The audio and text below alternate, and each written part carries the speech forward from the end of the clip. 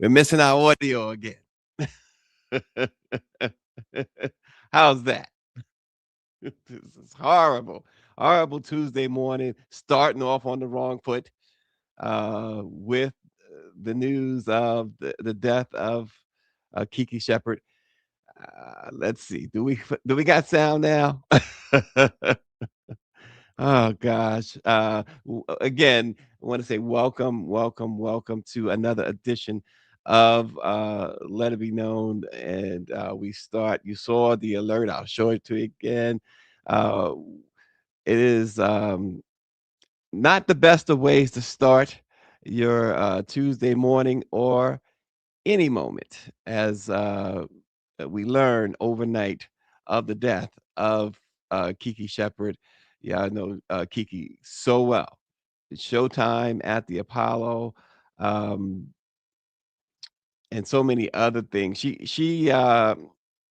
Apparently, some are saying it was a heart attack that came on all of a sudden, just 74 years old. We keep losing these legends one after another. But from 1987 to 2002, Kiki hosted or co hosted Showtime at the Apollo alongside a revolving cast of MCs, including, of course, Steve Harvey, Sinbad, Monique, Rudy Rush, Mark Curry. Um, the show, of course, featured live performance from both professional and up and coming musical acts. You know, if you could, that song about New York, if you could make it there, you can make it anywhere. If you can make it at the Apollo, you definitely could make it anywhere. And Kiki was always the one you wanted to see Kiki. You didn't want to see the Sandman, that's for sure. You wanted to see Kiki for more ways than six. But during her time as host, she was known as the Apollo Queen of Fashion, and throughout her time on Showtime at the Apollo, Kiki also had recurring roles on several shows, including A Different World. Some might remember her appearances on Baywatch Nights, NYPD Blue, Family Law. Of course, she appeared in some movies too. Um, but her more recent TV roles were on shows like Highly Favored, Mind Your Business, and Grey's Anatomy. And she was in A Rage in Harlem, Miss Evers' Boys, Dolls of Voodoo, Blackjack Christmas, Your Arms Too Short to Box with God on Broadway. But the late great Kiki Shepard, certainly what a talent, what a personality. And again, another blow to Black culture, another loss, but certainly someone who was all about the culture. Kiki Shepard, again, died at the age of 74. Yes, she is a Howard University graduate and a member of the Delta Sigma Theta. She also appeared in It's a Different World. Yes, absolutely. She also went to a DC, was it preparatory school? She performed there. She was into the arts and entertainment her entire life. And who did it better than Kiki? All these other hosts or co-hosts, they try to model themselves after Kiki, which is the greatest form of flattery, imitation, right? Um, but Kiki will certainly be remembered, and certainly no one could ever take away her iconic status. We remember this morning the great Kiki Shepard. Wow. And as that uh, as that unfolds, as we see things continue to happen, um, what's going on, folks? I really need to know what is the deal. Um, for nearly 2 centuries, of course, the White House main entrance was framed by a row of graceful columns, right? These ionic columns. They have been a signature image of the seat of American power. Now, of course, The Trump appointed head of a federal arts commission is proposing to replace the very front of the White House, to tear it down. Um,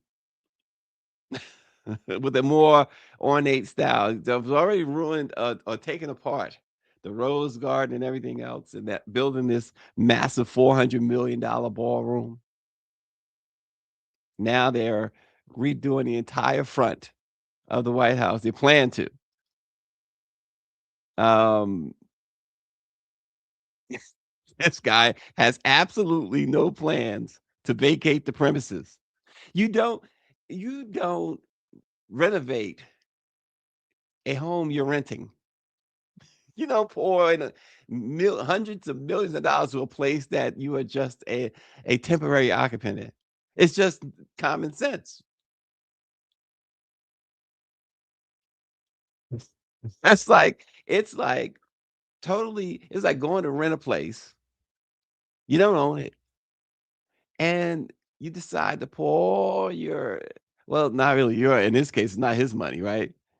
But your friends' money, your family's money, your taxpayers' money into what is going to be when you consider the ballroom that costs are now at about 400 million and still growing, as far as we know. And now they're going to redo the entire front structure.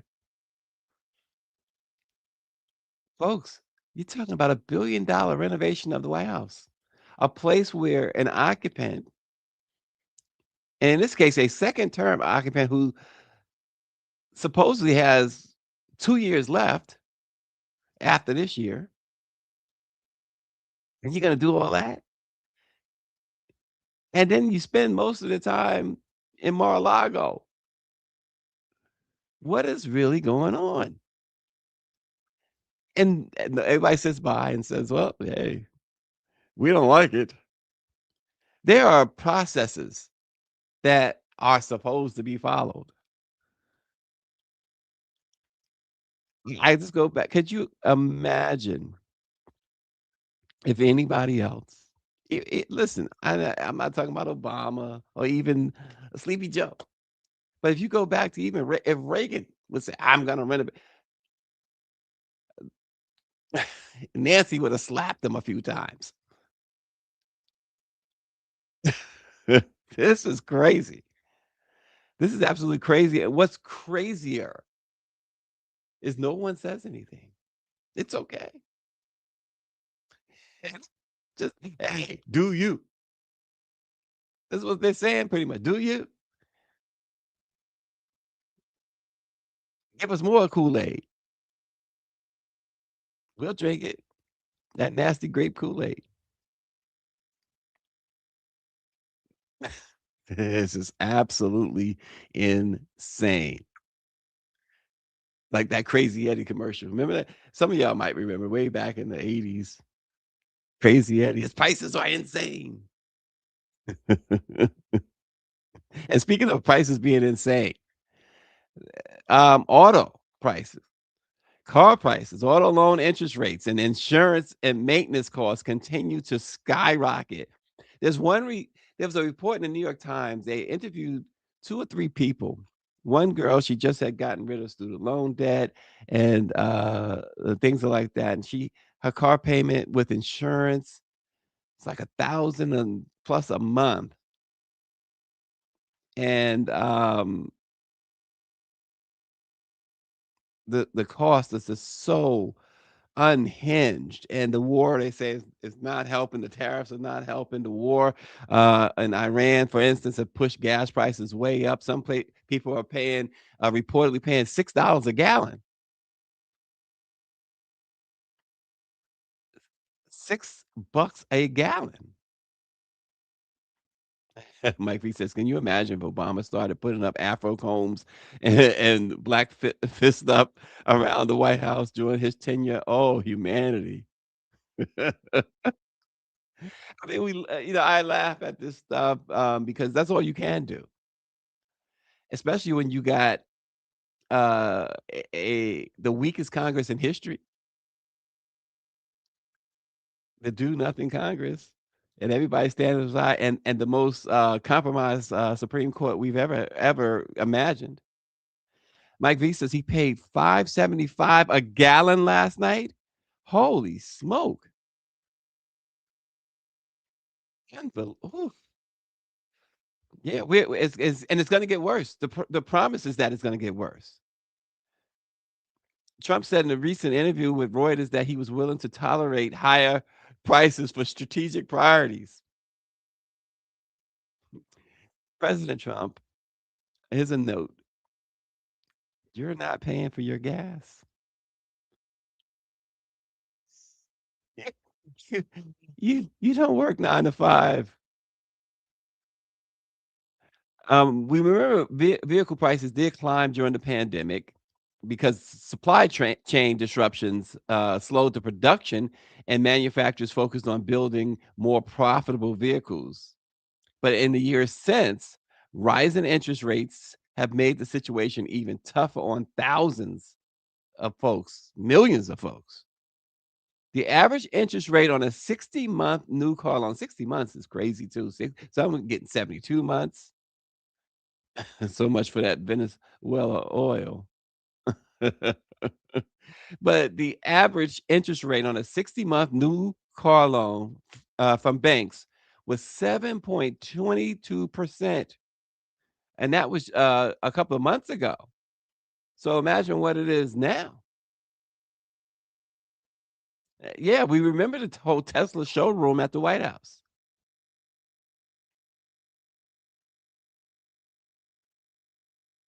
But higher rates now, higher than the 7.22% that was in back in November.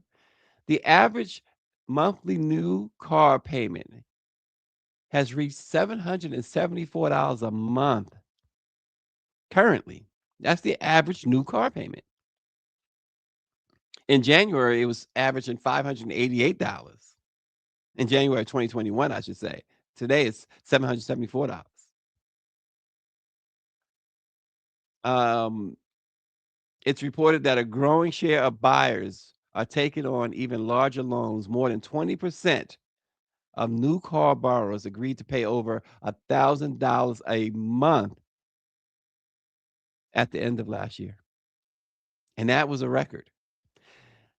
You're well into mortgage and rent territory there.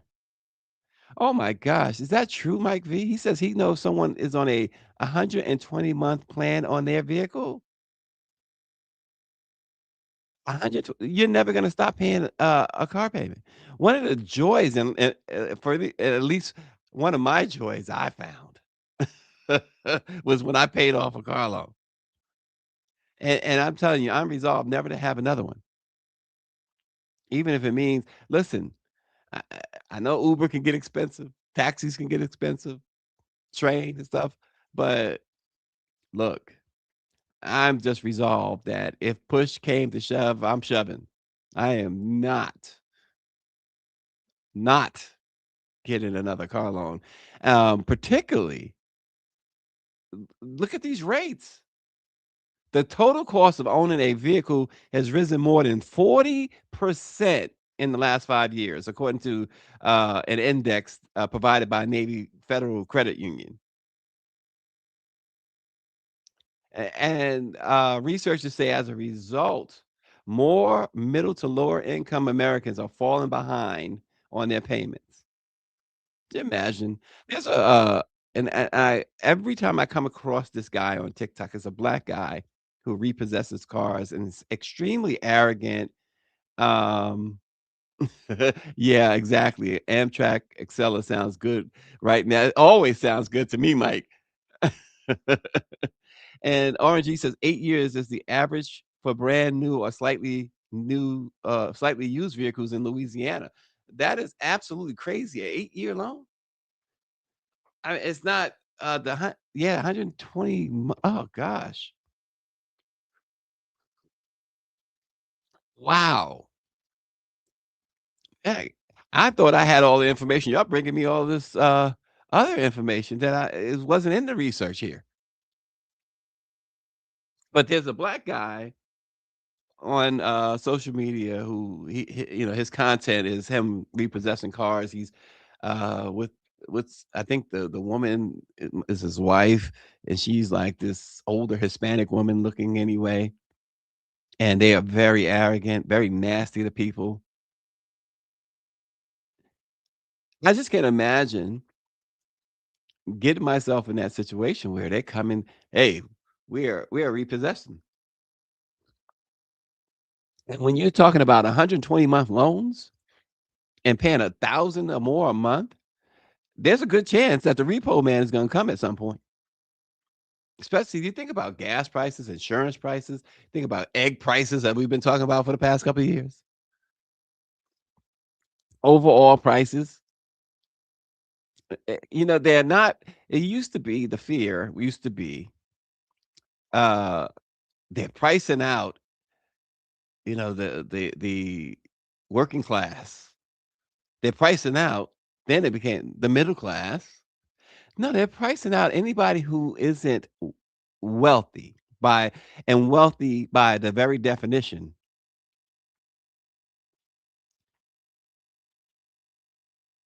He says he paid 9 Mike says, "I paid $9 for avocado over the weekend." So you think about that, $9 for an avocado, and now you're thinking about a car payment. Um, in the last, auto loans that were at least 60 days delinquent reached, 1.5% in the 3rd quarter of last year, which was 28% higher than 3 years ago, and that's according to TransUnion. As I said, repossessions have increased. More drivers are trading in vehicles worth less than what they owe on their loans.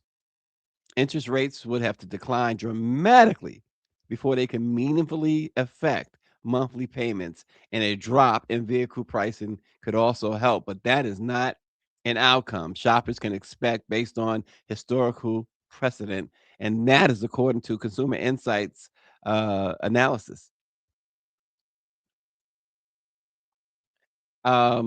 About 53% of consumers said affordability was a primary reason for not considering a vehicle purchase this year. Absolutely. Folks, y- the one thing that a lot of people, myself included, have expressed a little regret on is, and I am very allergic to hard work, but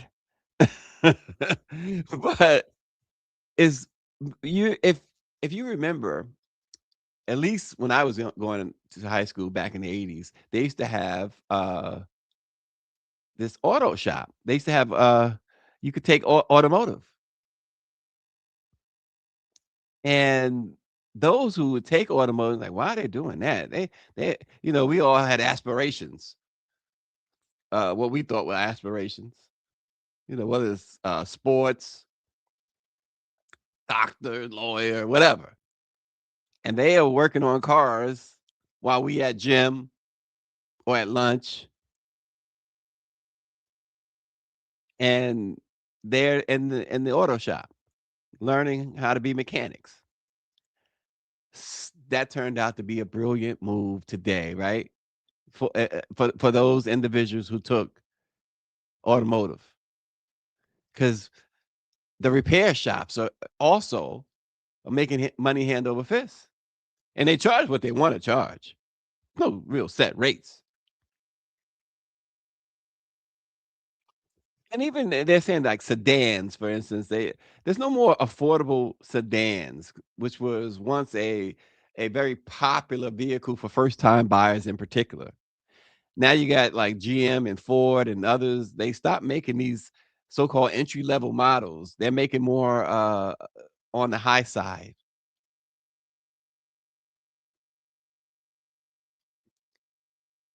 And they're saying because of the tariffs, among other things. And how have these tariffs hurt the American consumer? It's unbelievable.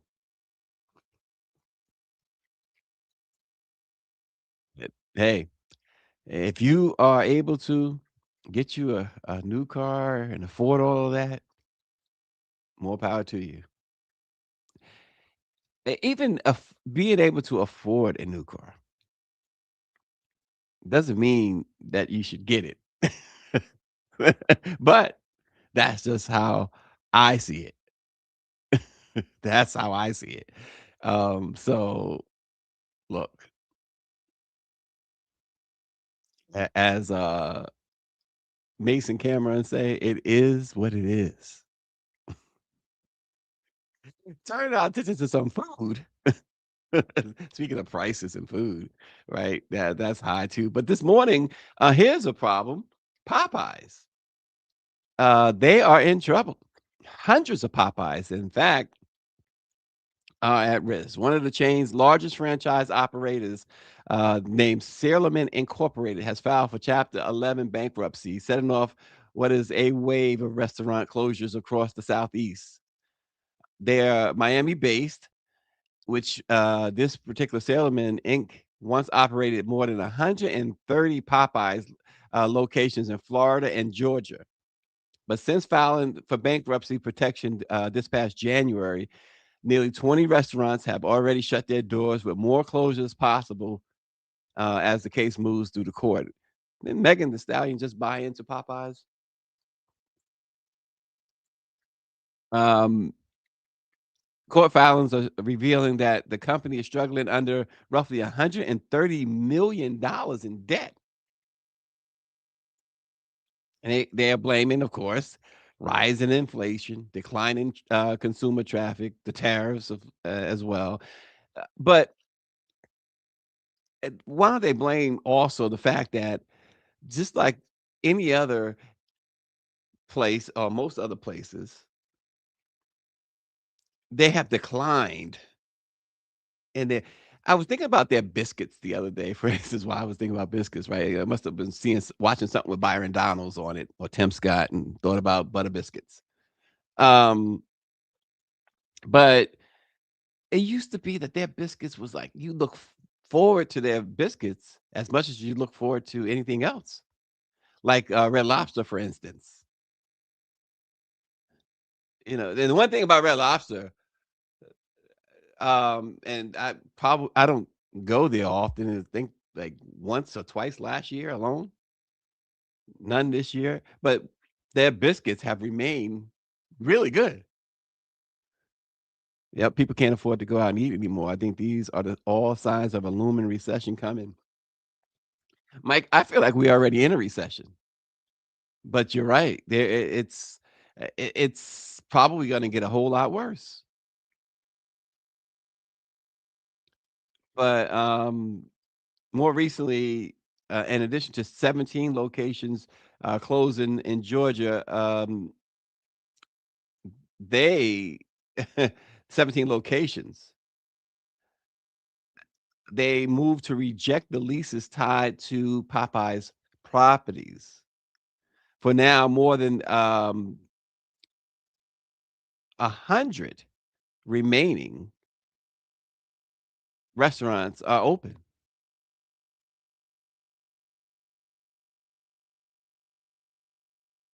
Popeyes is in big trouble. They're in huge trouble. But I was going to say too that the food used to be so delicious. That whole Louisiana style, whatever Orangey knows all about.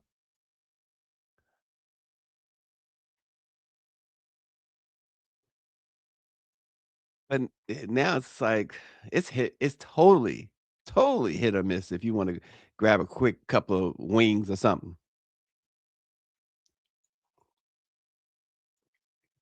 Popeyes is in trouble. I wonder what Meg's Popeyes is like. I think hers is in Texas, right? I don't know where it's at, but we've seen these pictures and stuff. I get tired of some of these celebrities telling us, "Oh, this is good. Let me invest in this, and so should you."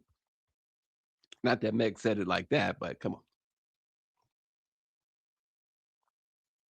I've mentioned a few times that one of our uh, partners, supporters, sponsors, however you want to put it, um, is the Bell Project. And we're going to have some guests come on from the Bell Project next week, in fact. But imagine opening up your mailbox on an ordinary spring day and discovering a letter that says you may have a felony warrant for your arrest. And that's exactly what this young lady, Nicole Rogers, 31 years old, a medical social worker in Tulsa, Oklahoma. That's what she found. Single mother of three. This is a woman dedicated who dedicated her life to helping people navigate the criminal justice system. And suddenly, without warning, she learned that she had that the system had turned on her. Um, she read the letter, and it said, "It has come to my attention that you have been recently charged with a felony criminal offense. This means that you may have a warrant for your arrest." It didn't include the letter didn't include any additional information about the charge. She was stunned, she was confused, and of course, she was afraid. But unbeknownst to her, the state of Oklahoma had been building this case against her since September of 2021.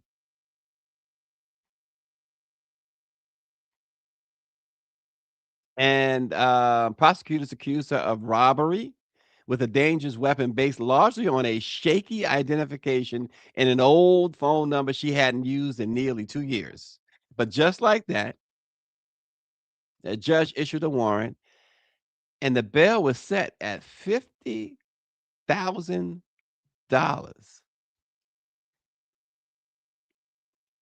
$50,000. Single mother of three.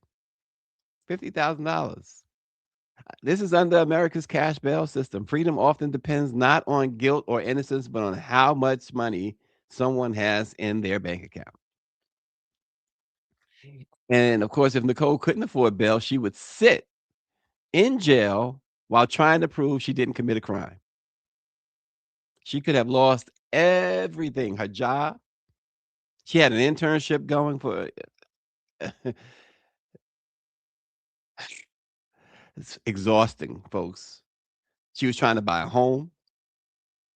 She could have even lost custody of a child. But that's what happens. The Bell Project says that's exactly what happens to thousands of people every day across this country. People who have not been convicted of anything, they sit in jail simply because they can't afford to buy their freedom. And that's where the Bell Project steps in. They're one of the few organizations in the country who are working to break that cycle. They post bail for people who can't afford it and help them return home while their cases move through the court. They understand something the system too often ignores, that freedom should not depend on your wealth. So, with the help of the Bell Project, Nicole's bail was reduced from 50,000 to 10,000, and they posted the bond so she could return home to her children and continue fighting her case. Mike V is quoting Chuck. But to Nicole, it was no laughing matter. She wasn't even near the scene of the crime. When the evidence came out, they found the same thing, and the charges were dropped. But imagine if the Bell Project hadn't been there. She believes she likely would have spent 3 months in jail for a crime she didn't commit. 3 months separated from her children, 3 months risking her career, 3 months trying to defend herself from a jail cell. And that is why organizations like the Bell Project are critical. And they don't just post a bell, they help restore your dignity. They protect families and remind the country that justice should never be reserved only for those who can afford it. Nicole says it herself. She says, "No way you can fight for yourself when sitting in jail, even if you are innocent." Check out the story there, blackplusmediausa.com. But she she was traumatized. She said she was traumatized. She said, "I broke down and cried because it felt like nobody was listening." She's never been separated from her son before. She's never been put in a position like that. When she was, first arraigned, she presented the judge with a pauper's affidavit, which is an application, asking the judge to waive court costs for those who have financial hardship. The judge denied that request. And again, that's where, the Bell Project stepped in.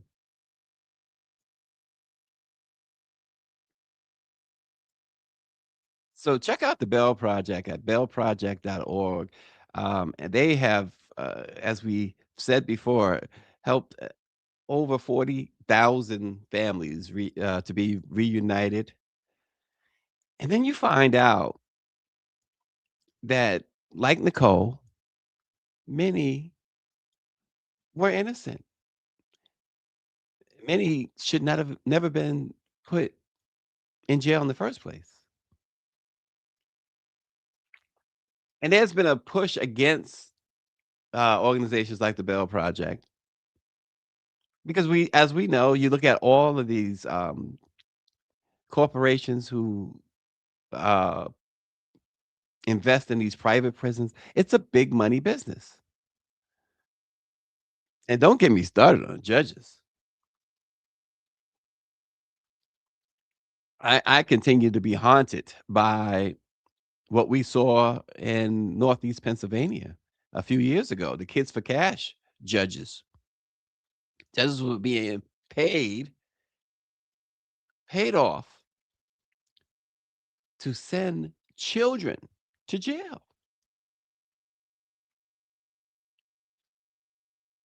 Now, obviously, it's not the majority of judges who do stuff like that. Some of them take serious that title honorable. Unfortunately, not all do. And it's always been the prosecutor with the upper hand. They've always had the deeper pockets because they're using taxpayer money. And they go golfing with the judge. Any halfway well, any effective defense attorney, most of them anyway,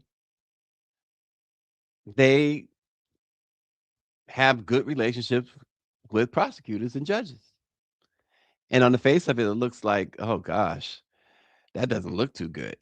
But they gotta play the game too.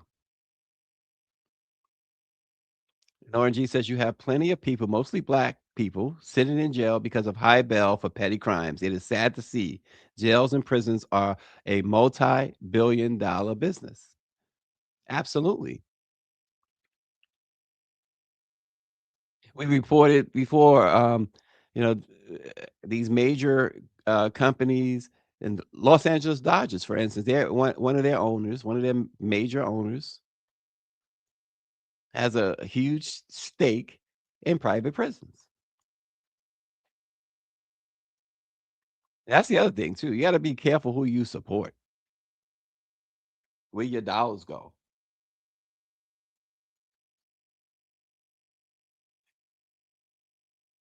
because, there's so many out there that have their hands in the proverbial cookie jar. But, then you have I was watching something the other day, the Innocence Project, and it's a shame you don't hear a whole lot. At least I don't think you hear enough of the Bell Project, the Innocence Project, and it's a shame it has to get that far. But we have to be, uh, glad that you have a Bell Project, an Innocence Project. The great thing about the, Bell Project is certainly not to take anything away from the Innocence Project. The Innocence Project comes in after you spent, half your life in prison, and they're fighting, fighting, fighting for years and years and years, whereas the Bell Project steps in at the front end to try to keep you and your family together. And the services that they provide are not just bailing you out, because they look at your case, they see your situation,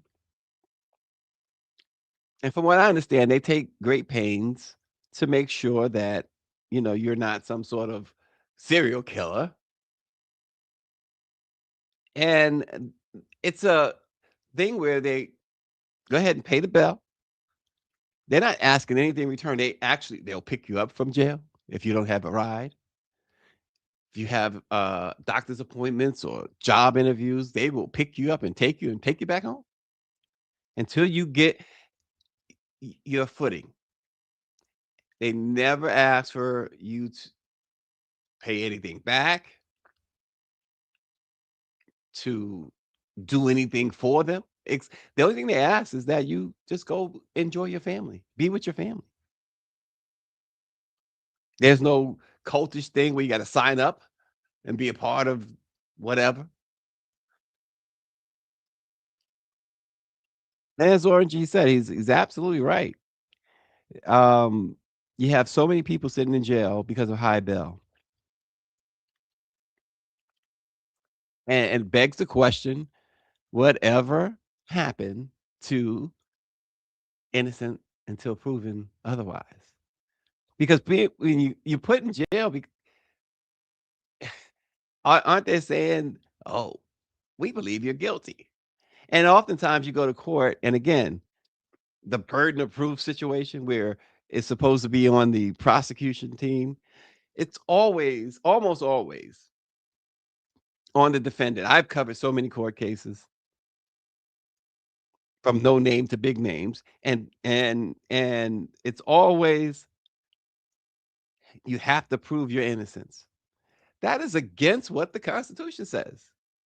It's the exact opposite, and particularly if you're a person of color. You gotta jump through hoops to prove your innocence. That's just the way it is, and of course, some would say, and, sound advice is not to get in trouble in the first place. Well, Nicole Rogers didn't do anything.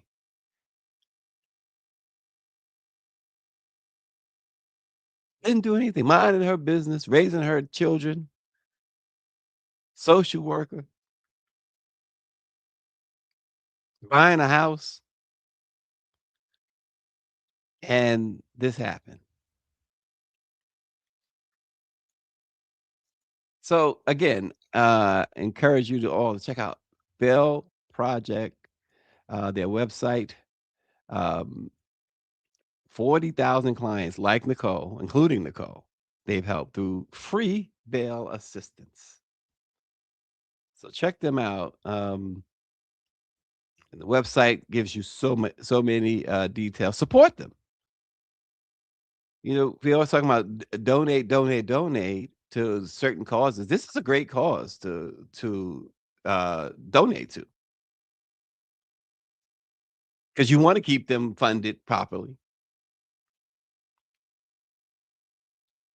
And just imagine the amount of folks you are able to help. And if particularly, the overwhelming majority of them are people of color, because as Orangey pointed out, the jails are full of them.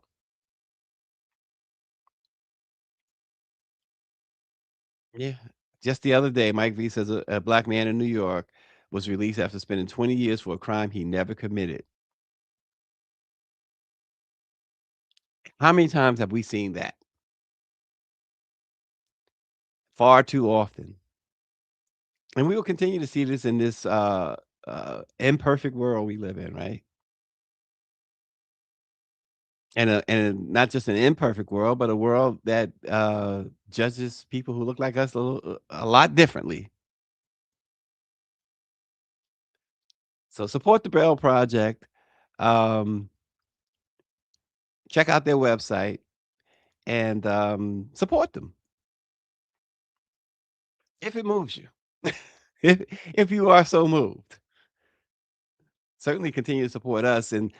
And also, I have to toss it over to our girl Shawnee B. Support her too, and subscribe to her TikTok because she does some awesome work. And like I said, she's a comedian. She's a stand-up comedian. She does some great shows. I think she's even on tour now, but she's always giving us news we could use. So let's throw it out to her now.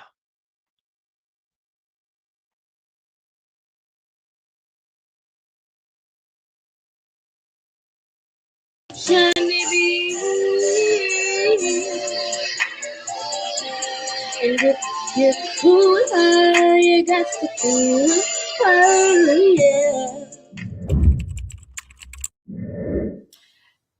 Disclaimer. Anytime people talk about Atlanta, ATLANTAGA, that's where they say, March the glass. You always hear negative news. You hear about them stealing cars. You hear about the water boys. You just hear about entrepreneurship, and you also hear about scammers. But in this example, I want to praise this king because he came up with a way to save money at the pumps. Now, he uses creativity. Now, I know how haters are, especially when it comes to government. They end up putting all types of laws out there to ban what he's about to share with you. But I got the video. We're going to roll this beam footage so you can see how creative he is. Genius you are. Let's go. Drivers in Atlanta are finding all different kinds of ways to make ends meet. Meet Soda, who's cutting costs by spending more time behind the wheel of his souped-up go-kart, using the kid's toy with the power washing engine to get from point A to point B with just regular gas. Good old regular, what is it, 87? Yeah, good old regular gas takes about $2 to fill up, and I can go ahead and ride all day, man. And I can pretty much ride wherever I need to ride with. And whenever it runs out of gas, put another $2 in it, keep on going. He's become somewhat of a local celebrity. You may have even seen some of his videos on social media. And that's But the main thing he's being called is smart for saving gas. Today we watched him fill up the tank for a whopping 36 cents. 36 cents. If anybody wants to be blessed with $1.70 worth of unleaded gas, here you go. And even though Soda's saving money, he's hoping for prices to come down, as many families who can't afford to get by like he does are really suffering. I am hoping gas goes down, man. Summertime is around the corner, and I don't always want to be in this thing, so I need them to do something about these gas prices or else. Victor Williams, Atlanta News First.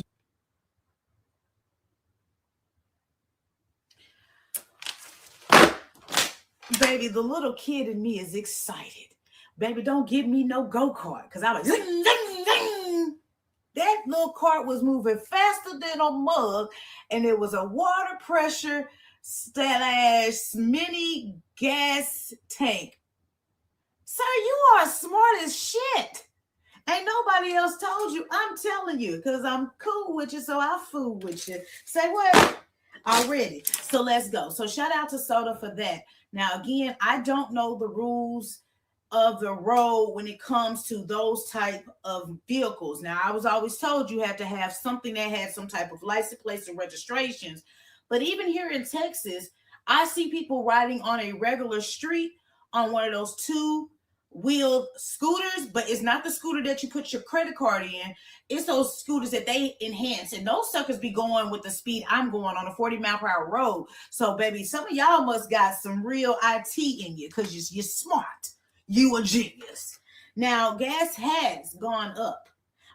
Before the war, before we knew, because they already knew they was in war, before they let us know we was in war, I had got gas at $2.19, and I was like, oh, I'm back to putting $25, $28 in and filling up my tank.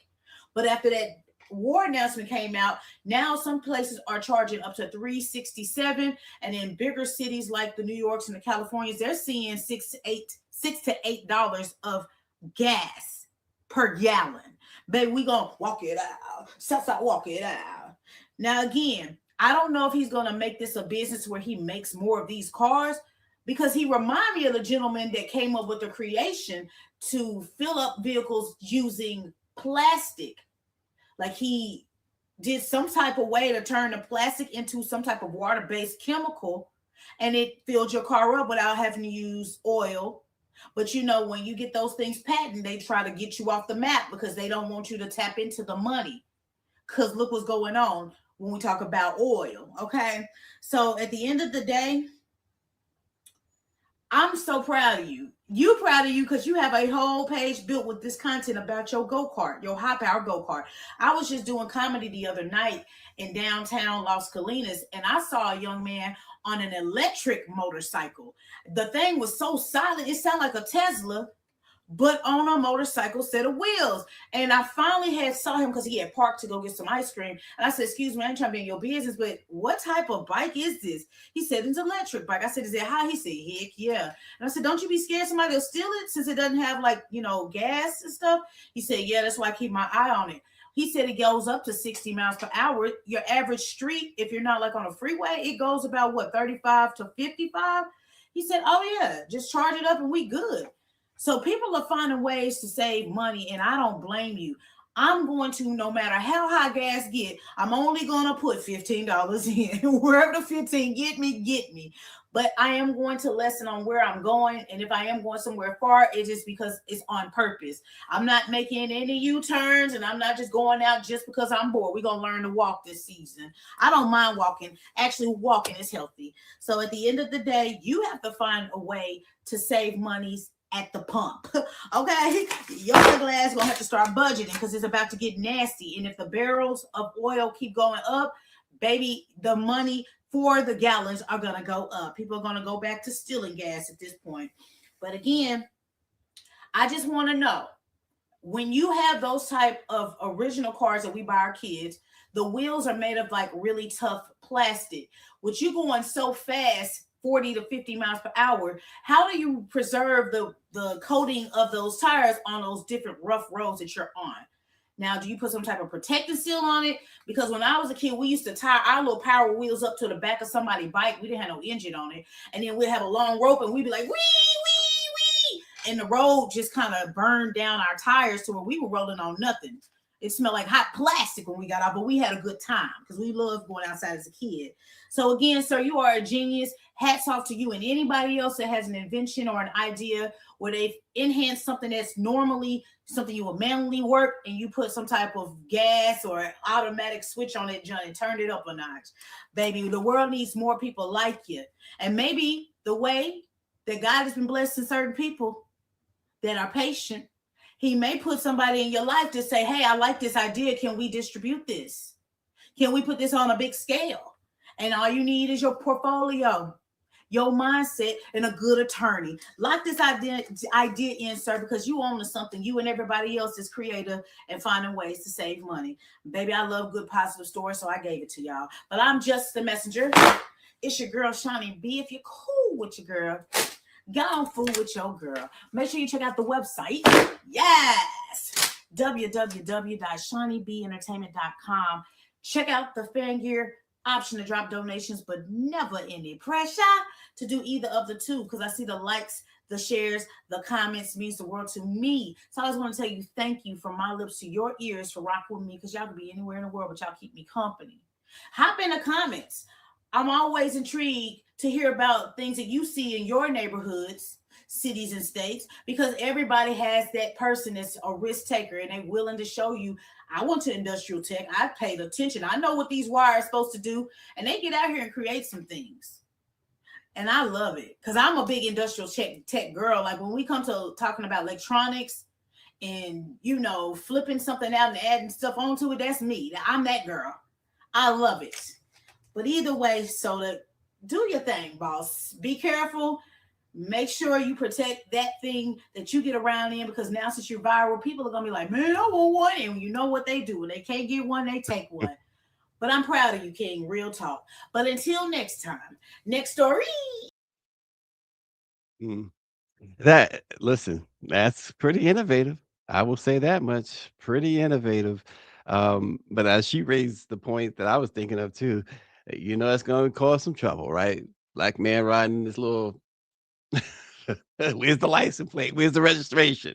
It's got an engine, but depends on the local laws. So check out your local laws if you're going to replicate something like that. Check it out. Don't get into needless trouble with these folks. Don't get into needless trouble. That's what I do. Get into needless trouble. But again, we appreciate you, as she said. So we appreciate you, and join us again tomorrow. We have a guest tomorrow. Oh, it's next Wednesday. We have a special guest. I don't know what we got tomorrow. probably more of this. Probably more of that. Oh gosh, what a week already. Again, we remember Kiki Shepard, 74 years old. The Apollo, the queen of the Apollo, queen of fashion as well, Kiki Shepard. So until tomorrow, folks, we will see you again. Let's go! Let's go, Flav. Hey!